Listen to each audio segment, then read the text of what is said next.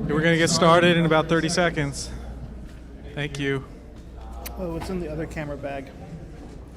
Oh.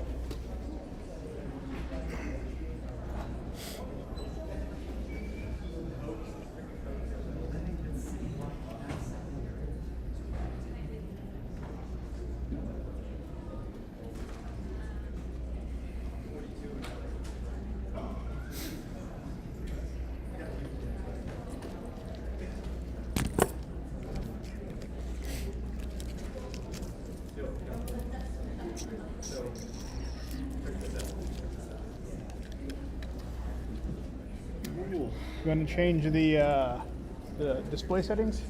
Oh, whoops, yes, it just it shows up. Yeah, so he just came up to me and he was like, "Are you ready to go?" And I was like, "Hold on, I'll go swap with Darnell so he can." Yeah, we are good to go now. Sweet. How's your panel go or your breakout?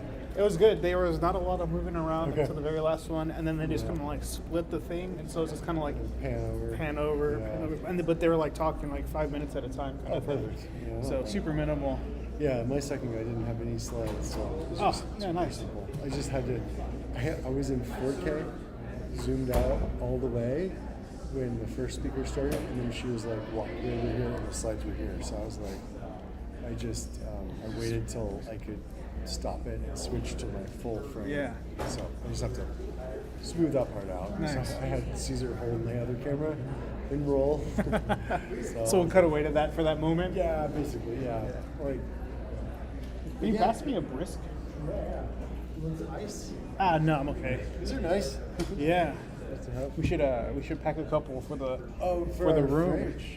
For our Spartan.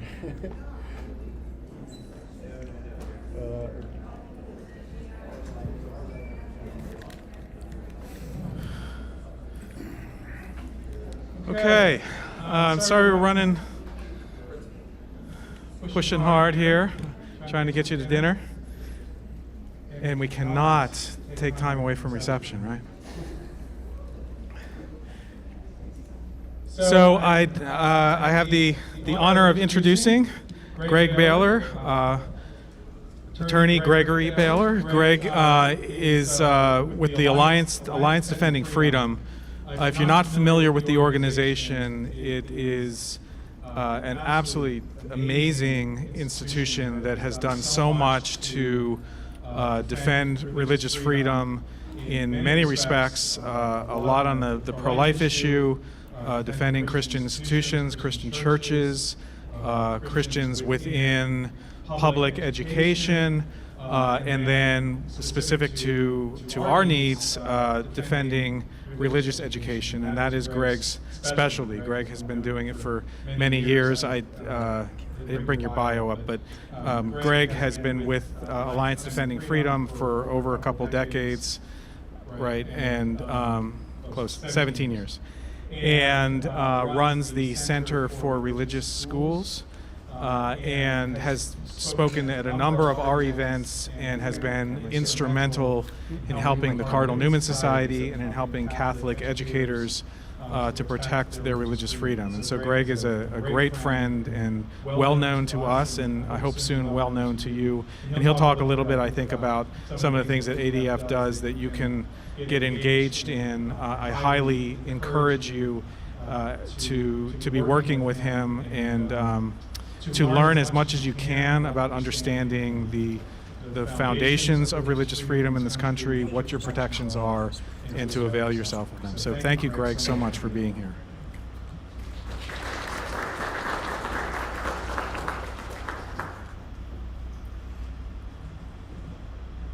Well, hello everybody, and thank you, Patrick, for those kind words about me and about Alliance Defending Freedom. It's a joy to be back with the Cardinal Newman Society. Normally when I'm speaking to a group, it's the higher ed group, but I'm delighted that you as K through 12 school representatives are here, and we can start to dig into some of the religious liberty problems that not only K through 12 not only the higher ed faces, but that K through 12 institutions face as well.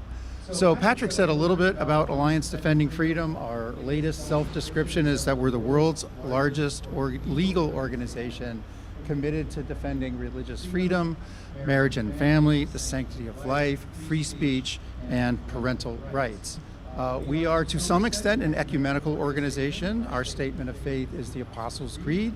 So our staff, our board, you have Orthodox Christians, you have Catholics, and you have Protestants, and that's true of the staff as well. So that's who we are. We've gotten a lot bigger. I was just telling Patrick, every quarter they issue like a fact sheet about ADF. I started in 2009. There was about 80 employees. The latest fact sheet said we have 450 employees. And I told him I've given up years ago trying to know everybody in the organization. But it really is a testimony to two things. I think it's a testimony to God's providence, God's generosity, and the generosity of the people who have donated to make our work possible.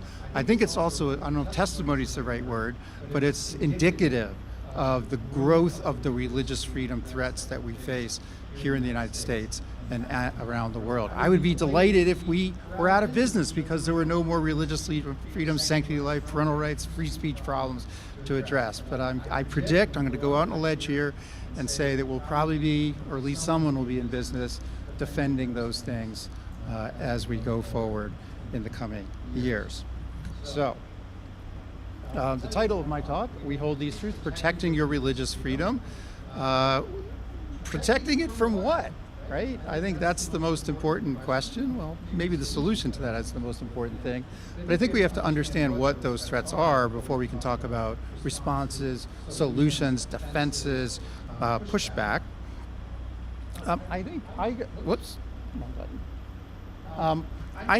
the far and away the most significant threat to religious freedom of religious educational institutions is non-discrimination rules. Non-discrimination rules. And the rules that forbid taking certain characteristics into account, right, when making decisions about your community.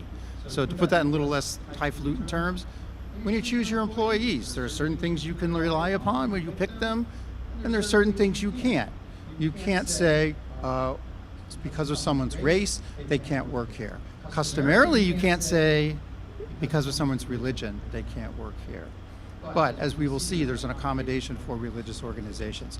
Here's the problem. Most of those non-discrimination laws in their original form, as they were enacted, were not problematic for religious schools. They just weren't. They banned things like race discrimination, national origin discrimination, disability discrimination. We have no, at least religious problem with complying with all of those. In fact, I would argue that our shared faith means that we should comply with those laws, right? The problem came in when governments started adding protected characteristics that are problematic for at least theologically orthodox, theologically conservative religious institutions. And I think you know where I'm headed with this.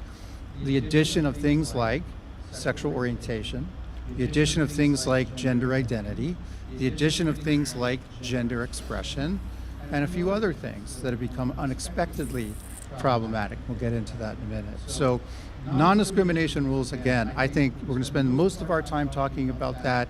It is the most significant threat. It has been for at least 10 or 15 years and probably will be for the at least next 10 years, if not longer.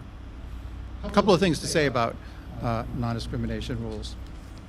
Where do they come from? Like who are we talking, oops, I keep pressing the wrong button.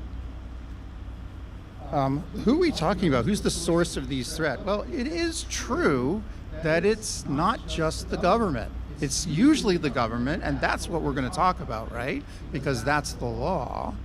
But there are private entities that discriminate against organizations like yours because of who you are, because of what you believe, and because of what you do. ADF itself has experienced this. We've had problems with software vendors saying we don't want to sell you our product because of who you are, what you believe, and what you do. We just disagree with it. We've had other kinds of vendors turn us down, event venues.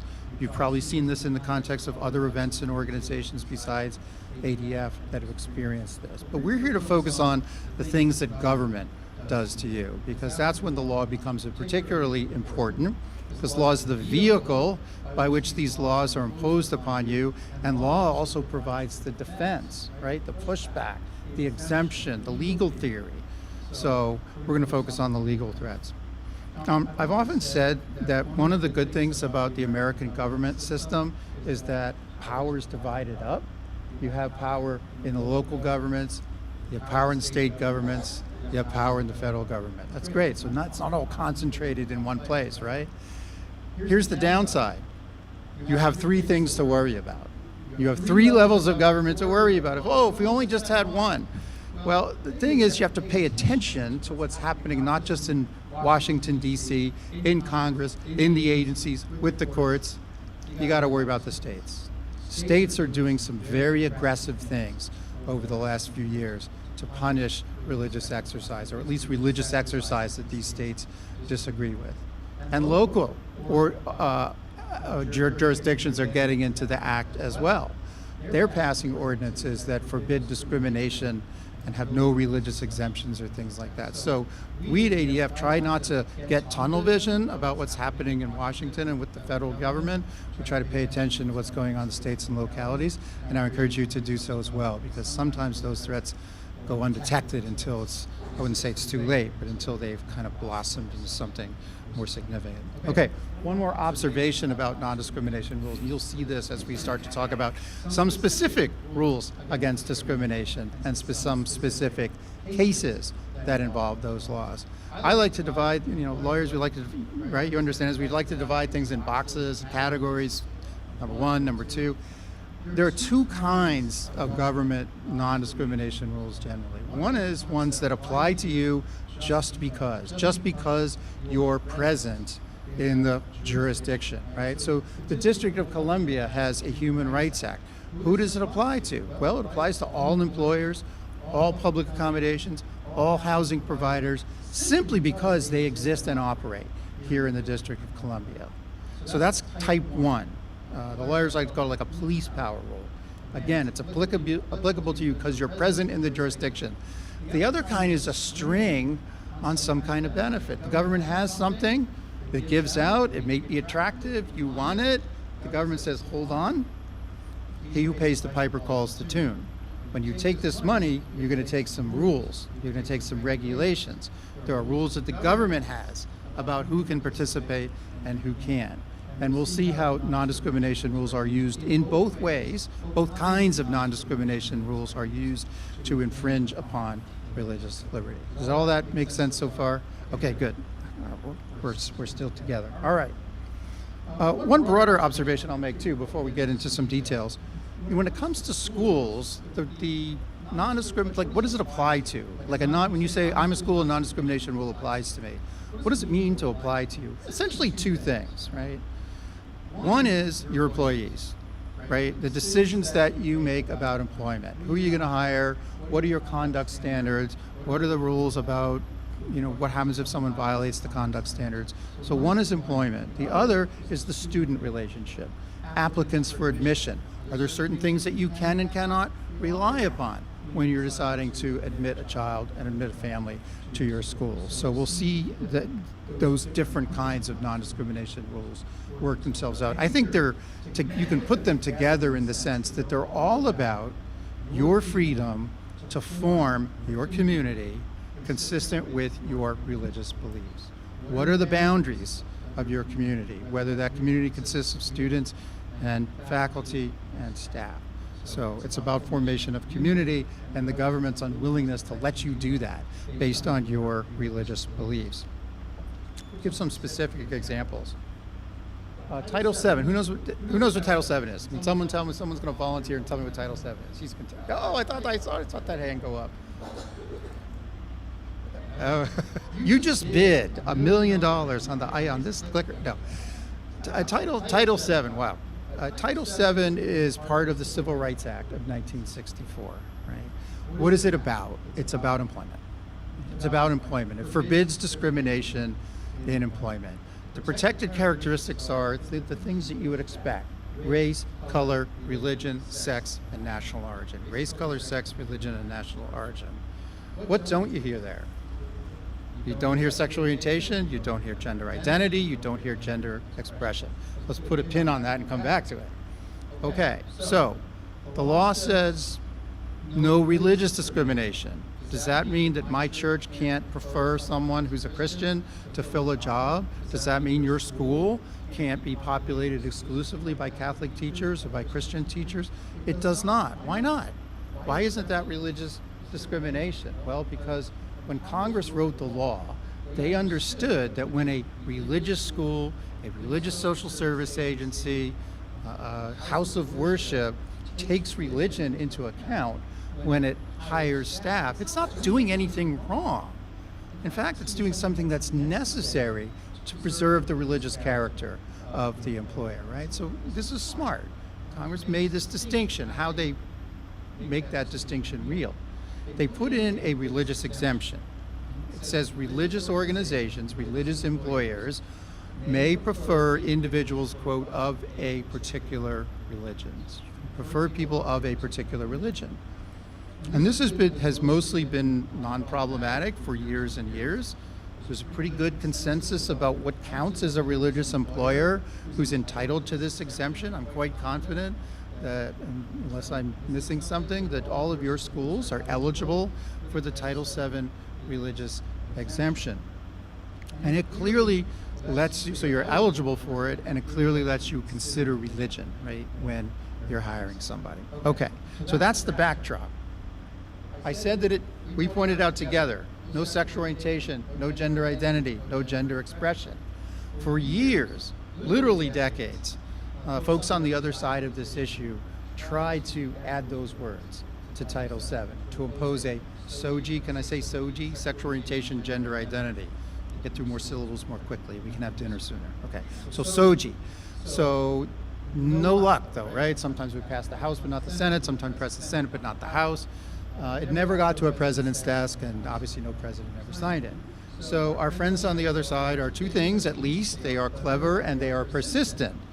And they always have a plan B and a plan C and a plan D. The plan B here was to make the argument that those things, those protected characteristics, sexual orientation, gender identity, they're already there. You look at statute and you're like, I don't see them. What do you mean they're already there?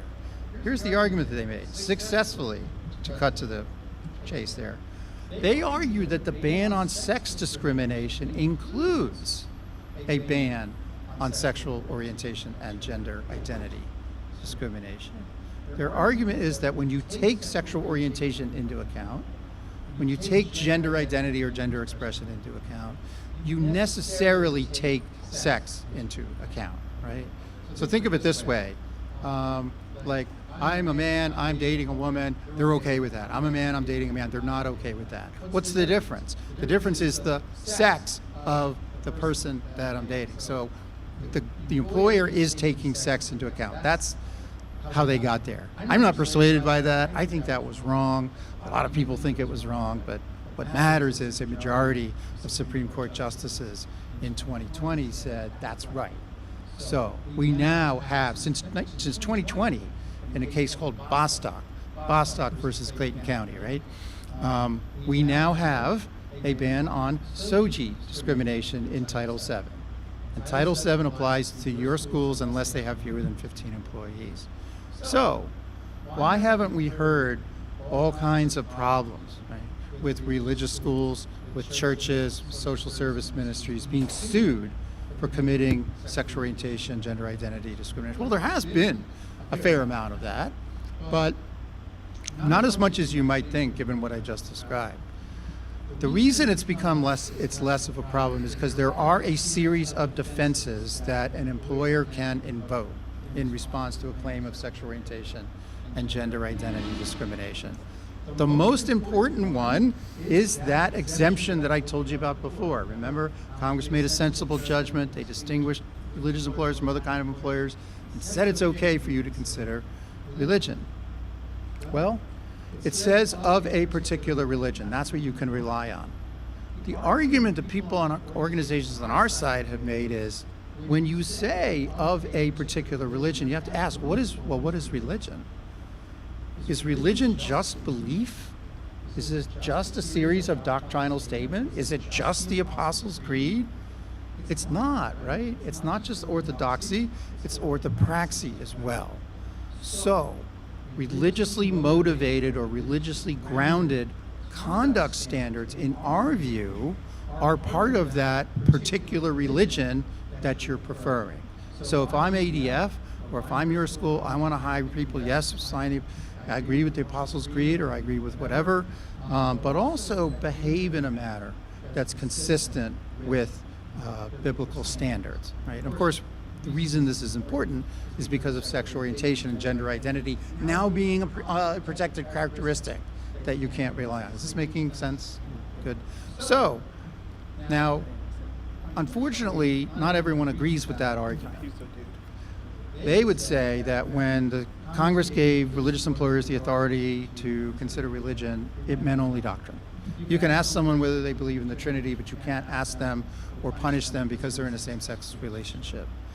And the sad thing is, more courts than not have accepted that argument, have said, yeah, you know what, they're right. Religious organizations under Title VII don't have an exemption in the statute that protects them from claims of sexual orientation and gender identity discrimination. That's a kind of a scary situation. Now, there are other defenses that we'll talk about, but this is wrong, this is a problem, and it's probably going to get worse before it gets better.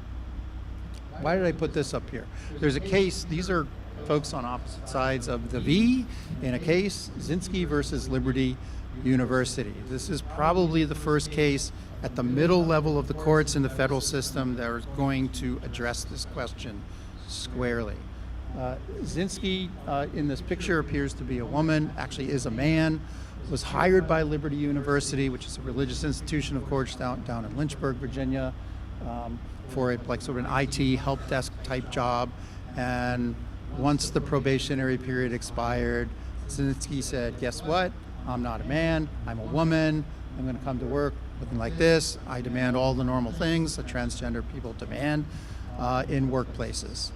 And Liberty said, I think correctly, this is contrary to our employment standards. This is contrary to what you signed on to when you came to work here. So unfortunately, we're going to have to terminate your employment. Lawsuit. ACLU did this. The conventional wisdom is this was a setup. This was done on purpose.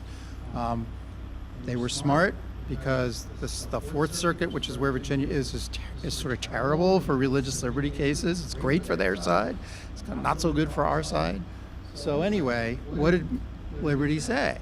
Liberty made the argument that I was making, which is that exemption that's in Title VII of a particular religion, that protects us. Because when we, Liberty, say we want people of a particular religion to work here, we're asking them not only what they believe, but how they behave. And more specifically, whether their behavior, their conduct is consistent with our biblically based conduct standards. So that's what they argued. Trial judge down in Lynchburg said, nope, we agree with Zinsky, we disagree with Liberty. Case goes up to the Fourth Circuit. Oral argument was held earlier this year. Didn't go so great. So I'm expecting that we're going to see a negative decision. And that decision will control in all the states that are in the Fourth Circuit. So it's North Carolina, South Carolina, Virginia, West Virginia, Maryland. So now, I wouldn't say if your school is in that state to freak out and abandon your conduct standards. Stick with them for two reasons. First, I think that some case, if not this one, will go to the Supreme Court and the court will get it right. And second, there are other defenses. Right? This is not Liberty's only defense, this statutory exception. But again, this is a negative development waiting to happen, and it's an incredibly important precedent. So that's the first thing I wanted to talk about, Title VII. Okay, Title IX. How many of your school, you know what Title IX is, right? Title IX is a ban on sex discrimination in education programs or activities. I'm leaving out a piece on purpose of what it applies to. How many of your schools are subject to Title IX? Yes. Why is your school subject to Title IX? All schools are subject to Title IX. Other answers? Okay, you may be subject to Title IX. I suspect you're not. Well, I'm going to ask you a question. Do you get federal financial assistance? No. This is one of those strings. Remember I talked about two kinds? There's the police power and then there's conditions on money, conditions on benefits. Title IX is actually a string on money. So if your school doesn't get any money from the federal government, which is almost always true when it comes to K through 12 private schools, then you're not subject to Title IX. So yay. Yes, go ahead.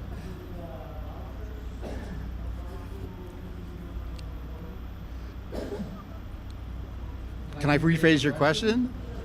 Does a state law voucher constitute federal financial assistance and trigger Title IX and a bunch of other laws? The answer is no, right? Because it's state money. So Title IX is triggered not by the receipt of any money from the government. It's only triggered by receipt of federal financial assistance. And how about that nationwide K through 12 voucher? There isn't one. Now there's the whole SGO tax credit thing, which some of you were in a workshop that talked about that. Okay, I'm going to talk about that a little bit. That's not really a voucher. That's not government money, right, from the federal government. So given that, is there anyone who wants to change their answer about whether, besides you, is subject to Title IX? Well, I suspect none of you are. There are a couple of ways that K through 12 private schools get on the hook for Title IX. One of them is the E-rate program. You want to know what E-rate is? It's just a program under which you can get access to high-speed internet. There's one case that says that's federal financial assistance, so you may want to think about participating in E-rate because it comes with all of the Title IX stuff. The National School Lunch Program is considered to be federal financial assistance. So that's another one you might want to think twice about starting to participate in, or think twice about staying in it if you're already in it. The interesting one, which is kind of in the rearview mirror, is the Paycheck Protection Program under the CARES Act during the COVID epidemic. A lot of people just said, yeah, I'll sign whatever document I need to sign to get the money because I need that money. And what they didn't realize, a lot of them, is that they became on the hook for Title IX. And a bunch of other laws. So, but let's set that aside because it's kind of in the rearview mirror. It's really E-rate, National School Lunch Program. It's kind of easy if you're K through 12 schools to avoid Title IX. Now, the university is an entirely different story, right? They participate in Pell Grants, they get direct loans, this, that, and the other thing. There's lots of ways that the federal government provides assistance to institutions of higher education and thereby triggers Title IX. So, what if Title IX does apply to you?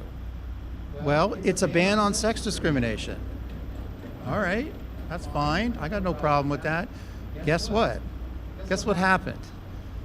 So, there was efforts to add SOGI to Title IX. Those efforts didn't succeed. Our friends are persistent and clever. Plan B. Plan B is the ban on sex discrimination that's in Title IX contains a ban on sexual orientation and gender identity discrimination, right? So if you pick up the paper, you don't see it, but if you read very carefully between the lines, SOGI is in Title IX too. At least that's the argument. And that's essentially been the law for at least some people since 2013. When President Obama was in office, his Department of Education just declared, we're going to interpret Title IX to reach sexual orientation and gender identity. So that's a problem, right, if you're subject to Title IX.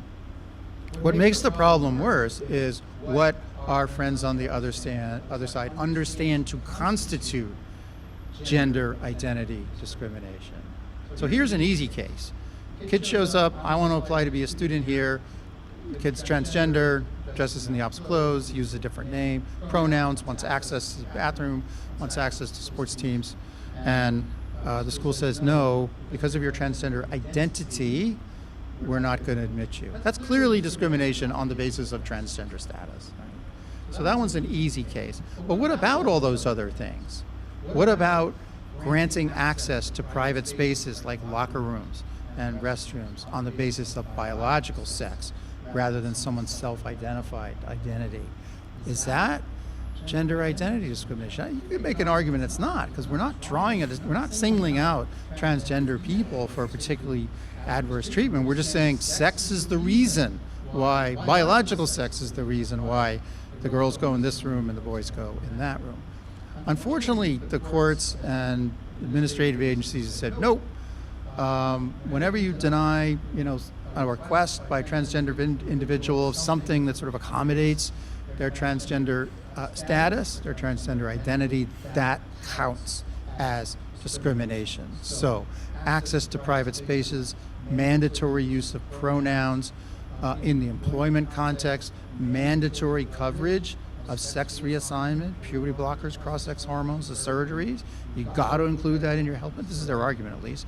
And then the reason for this picture, the sports, which has been kind of leading edge of this whole issue. These are a couple of, at the time, high school runners in Connecticut that ADF represents still to this day, because they made the argument, not only does Title IX not require a school to allow men to participate in women's sports, we made the argument that actually forbids men from participating in women's sports, because Title IX, if it's not about anything, it's about anything, it's about protecting women's sports. So it's like turns Title IX on its head to say you got to require men to participate in women's sports. So now, this all sounds very scary. I never want to get subject to Title IX. If you get subject to Title IX, it's not the end of the world, because this is very important. Title IX, like Title VII, has a religious exemption. And it's an awesome religious exemption. It's a robust religious exemption. It doesn't have this same does it apply or doesn't apply? What it says is, if you're a religious school, and all of you are, and there's some aspect of Title IX that you can't comply with because doing so would violate your religious tenets, then you don't have to comply. So you actually define the scope of your own exemption. Now, you don't get to be exempt from all of Title IX, right? There's a regulation implementing Title IX that says you have to have a Title IX coordinator. I don't think anybody has a religious exemption. They might not want to, but there's no religious objection to having labeling someone the Title IX coordinator and being track of complaints and grievance procedures and all the rest. So you're not entirely exempt, but you're exempt from those pieces that contradict your religious beliefs. So if your school's subject to Title IX and you grant access, well, first of all, you just refuse to admit a student who identifies as trans, a student who identifies as gay, you can do that without violating Title IX. If you choose to admit someone like that, but you say you got to dress, consistent with your biological sex, you got to use the right bathroom, etc. All of that's protected as long as it's rooted in your religious beliefs. So the Title IX exemption is very robust. It survived a court challenge by folks on the other side, and a very excellent Trump administration regulation that fleshed out the Title IX exemption and made it even more protective was left in place by the Biden administration. So Title IX, it's something to be a little bit concerned about, but the existence of that exemption is really, really important. By the way, there's another case involving athletics, and it's not someone like ADF suing on behalf of athletes who were forced to compete with men in an unfair and unsafe way. A number of states, you probably heard this, passed laws protecting women's sports. And folks on the other side said, no, you can't do that. That law is illegal for two reasons. It violates Title IX and it violates the Constitution. Those questions will be presumably will be answered by the Supreme Court in the next 2 weeks or so, because they have two cases argued together. ADF is involved in both of them, where they're going to decide these questions. So it won't, if we win, it won't mean that Title IX forbids men and women's sports, but it certainly means that it's not required, and also it means that states can regulate this. Now, of course, guess which states pass laws protecting women's sports? It's the red states, it's not the blue states. So there will still be a problem even if this case goes the right way. Okay, moving along. Disability discrimination laws are a religious liberty problem? Why? That makes no sense. Well, they weren't for the longest time, but they are now. What happened? Okay. The first federal anti-discrimination law it's called Section 504, the Rehabilitation Act of 1973. It's a string on money. So if you get money from the federal government, you're subject to Title IX and you're subject to Section 504 and the other things, right? But if you don't take any money from the federal government, you don't have to worry about Section 504. What does it do? It says you can't discriminate on the basis of disability. It also says you have to accommodate people with disabilities. even then, back in 1973, Congress understood that someone might argue that homosexual status, what they used to call transsexuality or transvestism, someone might argue that those things are a disability. So Congress kind of anticipated that, and they said wait, no, that's not what this law is about. It's about disabilities more conventionally understood. It's not about these sort of edge cases. So they put in the statute, they define what disability is, and then they define what it isn't. Right? So it's, among other things, not gender identity disorder or homosexuality. Right? So everyone, that was okay, fine, we get it, right? So you can't argue that Section 504 or any other disability law that defines disability this way forbids gender identity discrimination and creates a religious liberty problem. Again, our friends are clever and persistent. So here's the argument. Gender identity disorder is what's excluded, right? Well, gender identity disorder is one thing, but gender dysphoria is an entirely different thing. It's a separate thing. You've probably heard this creep into the lexicon over the last few years. Gender dysphoria. If you ask someone 15 years ago what's gender dysphoria, they'd be like, I don't know. If you ask them what gender identity disorder was, you're like, yeah, I know what that is. It's a person who thinks they're the other sex. And it was defined as it was a diagnosable mental health problem. So the way that things have unfolded in both the disability and the sort of LGBT rights community is to move from a system or a place where, mere cross-sex identification is a disability or a medical diagnosis or something that's like there's something wrong about that. There's something that not necessarily morally wrong, but just like unhealthy about that. That's the premise of the old idea that gender identity disorder cannot be a disability, because otherwise it might be.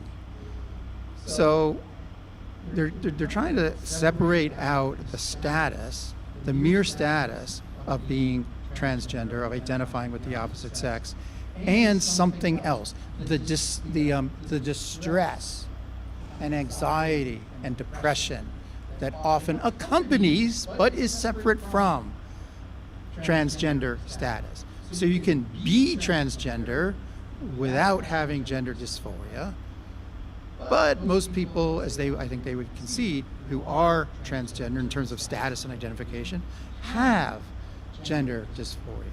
And a lot of that stems from people like us not accepting that as a sort of normal manifestation of the human condition. So they split this out. Right? They did it not only for kind of sort of almost like messaging reasons or communicative reasons, but also if you want an insurance company to pay for your puberty blockers or your cross-sex hormones or your sex surgeries, you have to have a diagnosis, right? There has to be a medical problem. But you don't want to call transgender people like sick or disabled or something. So this is how you solve that problem, right? Gender dysphoria is an illness, is a psychological condition, can be a disability, but gender identity disorder, which we don't call it that anymore, transgender status is not. So that's the argument. I know there's a lot to get there, but that's why these laws like Section 504 and the Americans with Disabilities Act, which is germane to y'all, have become a religious liberty problem in recent years. Because again, not because Congress changed the law, but because this got sort of reinterpreted, right, to reach disability. So in Title VII, we talked about, there's a religious exemption, maybe it helps. Title IX, there's a religious exemption, it's awesome and it works. Section 504, no religious exemption, none at all. Now you might be able to make other arguments, but there's no religious exemption in Section 504. Again, this is a bigger problem for the universities than for you, because you probably aren't recipients of federal financial assistance. But there's another federal law that forbids disability discrimination. It's the Americans with Disabilities Act. Americans with Disabilities Act. Is it a string on a benefit that you can avoid by giving up the benefit? No. It's a law that applies to you because you're here in the United States, right? And you have the right number of employees.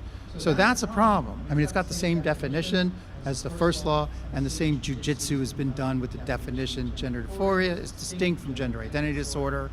the exclusion of gender identity disorder from the definition does not exclude gender dysphoria. Therefore, if you're the subject to the ADA, you got to do all the things. You got to call people by their preferred names, preferred pronouns, access to private spaces, sports teams, and all of the rest. That's the argument that we're facing. The Biden administration was predictably bad on this. They agreed with that. The Trump administration started pulled back. They've made some statements.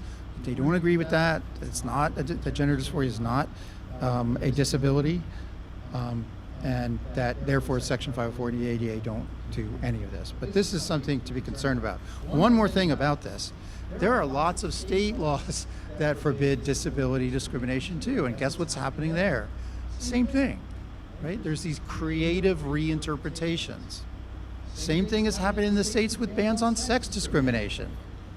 And all the blue states actually added SOGI, but now what we're seeing in the purplish and the red states is someone make an argument that the existing ban on sex discrimination forbids SOGI. So it's like I said at the beginning, it's coming at you from three different sources. Even if they never amend the state statute, federal statute, the ordinance, this is this reinterpretation that kind of quietly creates problems. Okay, disability. A couple more things about discrimination rules. Most states that have school choice are pretty good about not attaching problematic non-discrimination strings on vouchers. But there are some states that are starting to do this. Right there, that's the girls basketball team at Mid-Vermont Christian Academy. They are a Protestant school. They have conventional Orthodox Christian beliefs about transgenderism, and they had their sports teams. If you're a girl, you're on the girls' team. It's that straightforward. They also have said our girls' team is not going to play another team that has a boy, another girls' team that has a boy on it, because it's unfair and it's unsafe. So they told the state this, and the state said two things to them. They said, first, you can't participate in the relatively modest school choice program we have in Vermont because you're discriminatory, because you're bigots. Oh, and by the way, we control interscholastic sports in Vermont, and you can't participate because you won't promise to play a girls' team that has a boy on it. So ADF filed a lawsuit. So far, we've been successful. It's not the only case like this. But again, it's an example of putting a string on a benefit. Right? Maryland, believe it or not, has some pretty good school choice programs. Is anyone from Maryland? Yeah, it has the Boost program. It has textbooks, technology, aging schools, all of that. Those were around for years, and then they decided, we're going to add a non-discrimination string on all of this. So there was some litigation that ADF was involved in. We pushed back a little bit. The state has pivoted. Now they're trying to make it even worse. There was a proposed law in the last session that made some progress. It jumped the, I don't want to say the shark, but it jumped something to get over to the category of this rule applies to you just because you're in Maryland. Right? You can choose not to participate in any of those programs, those funding programs that the state government has. You're not going to be allowed to do any of this. And we were able to, with help, work with the Catholic Conference in Maryland to push that back. But that's what they want, right? That's the objective, is to make it impossible for you to live out your religious beliefs on these sexuality issues. Okay. Last thing about non-discrimination. SGO, scholarship granting organization. Some of you were in a workshop that talked about the new federal tax credit. I assume the rest of you know about it, right? We know about the federal tax credit. It was in the One Big Beautiful Bill, which was signed on July 4th last year. It gives taxpayers a $1,700 credit for giving to a scholarship granting organization. The SGOs in turn can fund scholarships at private schools. Great stuff.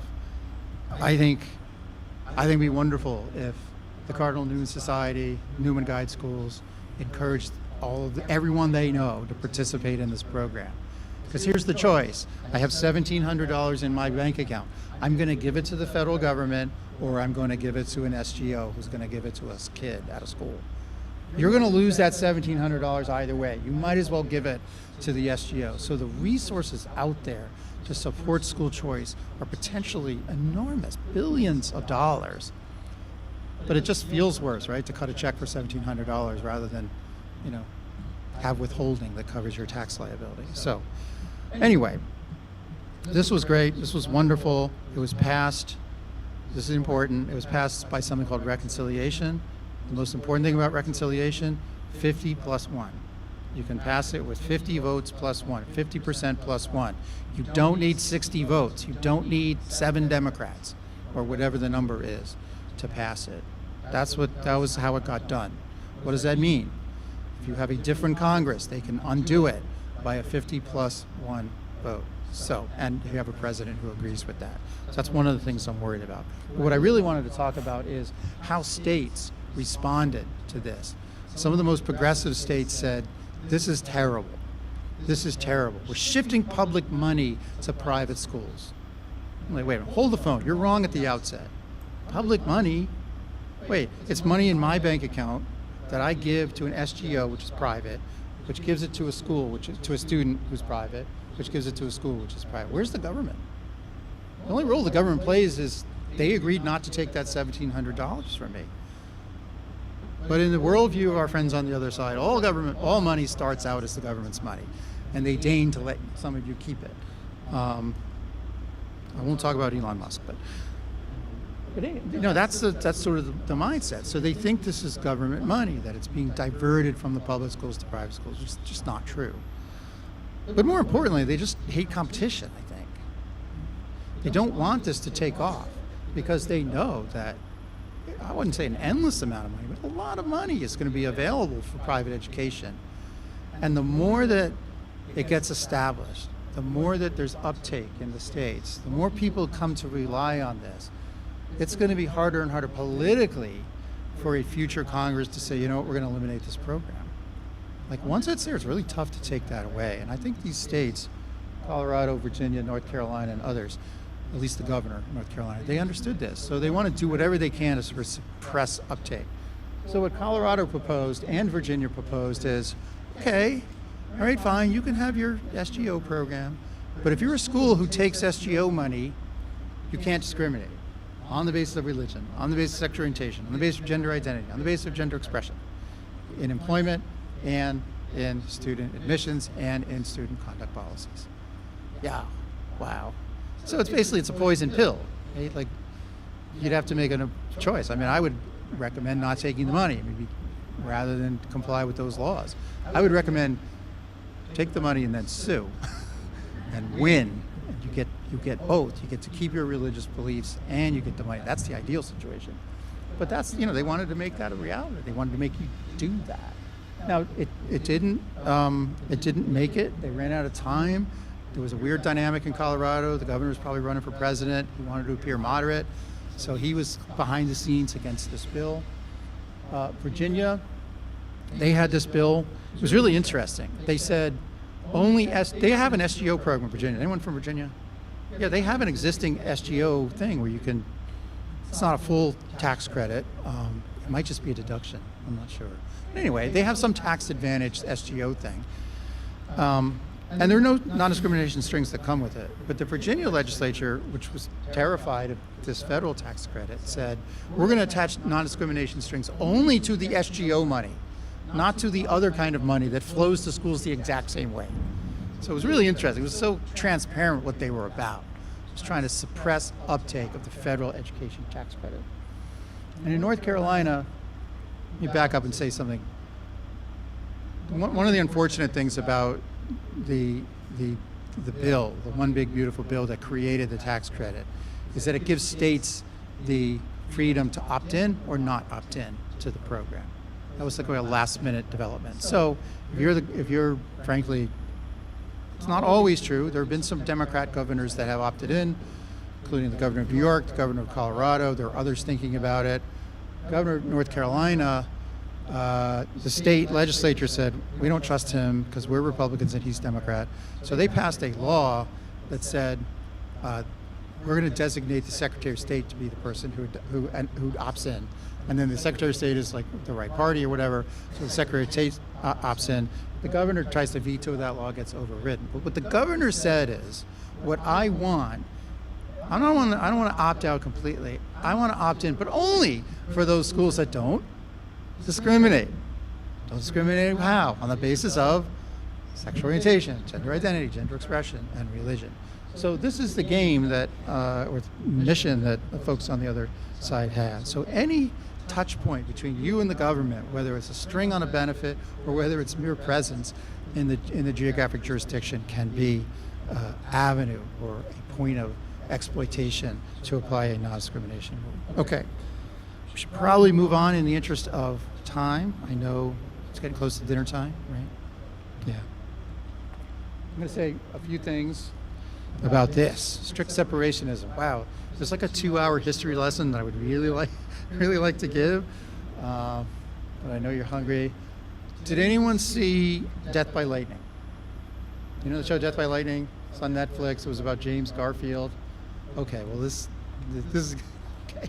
There's a character in the he comes on the screen and I start hissing and booing when I'm watching this with my family, and they're like, "Dad, you're being weird again. What is this?" So it was Senator James Blaine. James Blaine. The light bulb is going up. Blaine Amendment. He's the guy. He's the Blaine Amendment guy. And I'm like, he's kind of a sympathetic character. And I'm like, no, he's a bad guy. He was vociferously anti-Catholic. He proposed a Blaine Amendment that would forbid federal, government funding of religious schools. Did not succeed, but it led to this, hey, if you want to join the union to be a state, you got to adopt the Blaine Amendment so Catholic schools can't get money. So you have all these Blaine Amendments. Anyway, so that was sort of the history. So you have federal impediments to school choice, to other kinds of government funding of religion, and you had state law impediments. 50 years of history said in one sentence. We moved from a place of talking about the federal establishment laws, a place from strict separationism, government, you may not fund religion just because it's religious, because it would violate separation of church and state.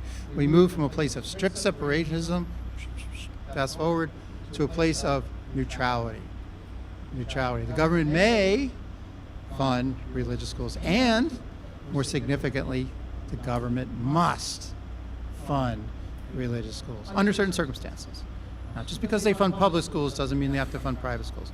But if they fund secular private schools, this is the emerging rule, they must fund religious private schools.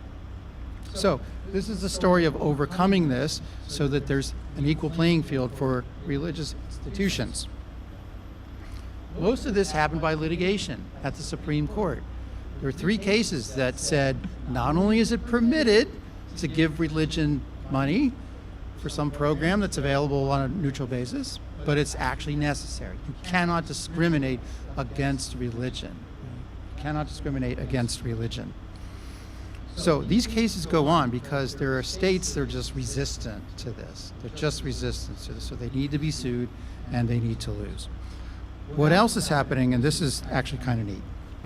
At Notre Dame Law School, there is a project that's designed to fix this problem. What do I mean when I say this problem? Okay, this problem is largely rooted in court interpretations of the Establishment Clause or of a Blaine Amendment. Right? But that understanding of church-state relations made its way into statutes and regulations. So if you go to the statute books in almost any state, it'll say in 10 or 12 places, this program is open to any private organization except the religious ones. This program is open to every except the sectarian ones. And those states have never changed the law to catch up with the development. I was showing the picture of the Supreme Court. They haven't caught up with what the developments have been in the jurisprudence in the courts. So Notre Dame Law School have a project, religiousequality.net, where they're collecting all of these rules at the state and the federal level. And you can go in there and you can click on your state, you can see them, which is great. So ADF is like, we need some new litigation targets. I'm like, here they are. There's hundreds of them. Also, you can fix this by legislation. You don't have to sue and be in court for 10 years and get to the Supreme Court before you win. If you have a friendly legislature, you can go in and say, you need to take this out because it's no longer required and it's actually impermissible. So this is states, ADF helped introduce legislation in these states. Iowa succeeded.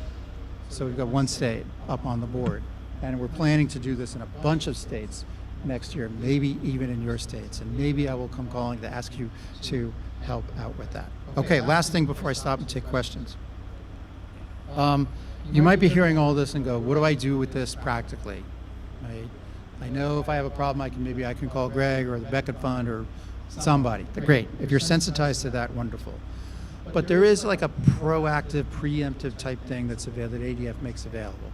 We have something called the Church and Ministry Alliance. Anyone heard of the Church and Ministry Alliance? Anyone a member? Okay, good. It's as the name suggests, it's the only thing we charge, ADF charges for. We don't charge for anything, but we do require membership dues, and it's modest, and it's a lot less than the value of the services that are provided. But it's essentially to prepare you for all of this, right? To put you in the best possible place if one of these controversies comes your way. And also, you have someone there to answer the phone if one of these problems arises and you need advice on how to deal with it. The main benefit of the Church and Ministry Alliance is a comprehensive review of your documents with an eye towards the religious liberty issues. So, employment applications, employment contracts, facilities use policies, admissions, student conduct, all of it. All of the things where there might be things that, trigger our friends on the other side to come after you for religious liberty problems. So I'm not the salesman for CMA, I'm just a carrier of the message.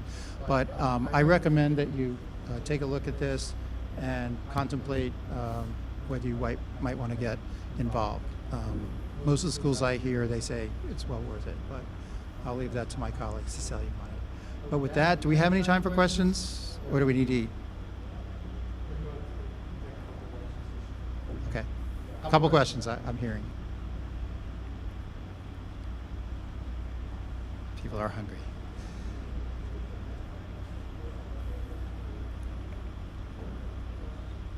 No questions, okay. I'll be here, I'm gonna stay for dinner, so if anyone wants to ask me a question, I'll be here to answer it. Anyway, thanks for your attention, it's been great being here, thank you.